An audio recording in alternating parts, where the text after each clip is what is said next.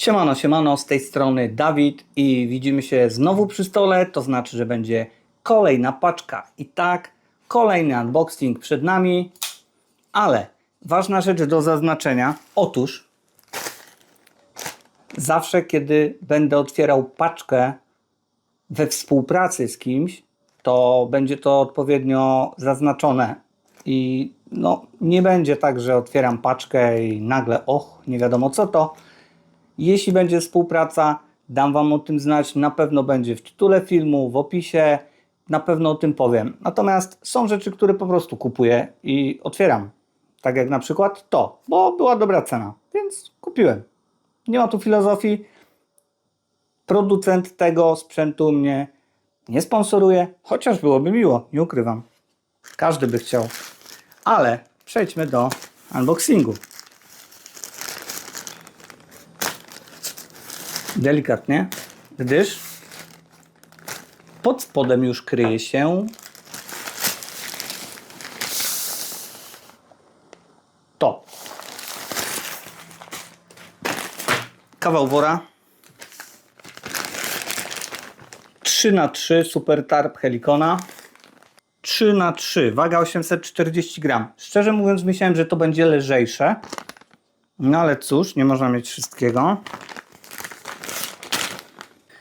Wiecie, ja do tej pory korzystam z tarpa z Decathlona w tym fajnym takim kamuflażu, ale on ma jeden minus, jest czarny od spodu i po prostu jak już jest szarówka i się jest pod tym tarpem, to jest bardzo ciemno. To jest fajne rano, bo rano słońce tak szybko nie budzi, ale ma też swoje minusy.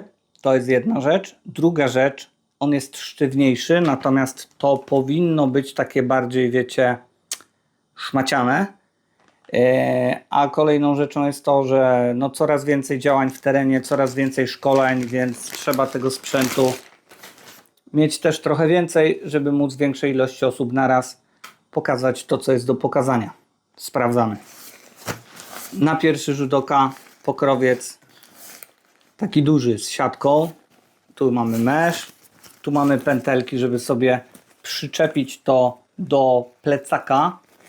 W momencie, kiedy tarp jest mokry, możemy go sobie przyczepić po prostu na zewnątrz plecaka, żeby nam po prostu chciał wyschnąć, nie? Niestety tu jakieś, nie będzie widać, pojedyncze nitki wystają, no ale trudno. Może się to całkiem nie popruje. Lecimy do środka. Z tego co kojarzę, powinien tu być jeszcze... Jest, oczywiście, że jest. Czyli tak, to jest jako pokrowiec siatka, a tu cały tarp jest w oddzielnym, już takim klasycznym pokrowcu na tarp.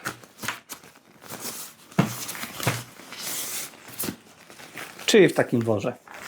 Więc mamy dwa pokrowce. To jest bardzo fajne, bo mówię, mokrego tarpa zwijamy w to, to jest odpowiednio większe, więc on się tu zmieści.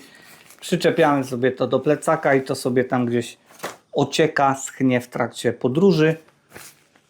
A tu mamy woreczek. I teraz to jest super tarp od Helicona, więc ilość mocowań i tak dalej, wszystko sobie możecie wygooglać.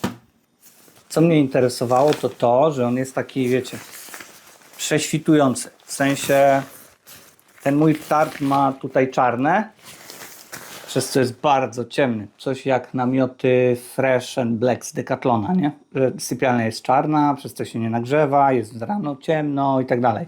Natomiast czasami nie chcemy tej ciemności, czasami to, że światło przechodzi przez tarpa, działa na naszą korzyść, więc taki tarp też się przyda. 3x3.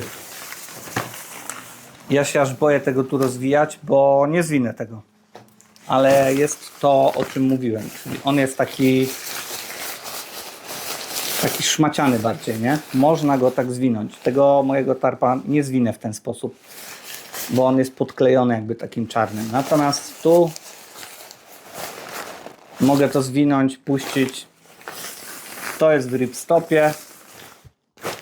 Pewnie słyszycie tylko jeden wielki szelest, ale mam nadzieję, że uda mi się coś z tego wyciągnąć. No i Woodland, mój ulubiony. Nie mogłem się powstrzymać, jak go zobaczyłem. Ulubiony kamuflaż. Klasyczny, amerykański, chamski Woodland. I tym oto nostalgicznym fragmentem, czy tam stwierdzeniem, pożegnam się z Wami. Mam nadzieję, że unboxing się podobał. Testy w terenie będą po prostu życiem. Nie będę robił odcinka z testu Super Tarpa Helicona. Może zrobię, ale nie ma sensu. To jest kolejny tarp, a tego już się nie da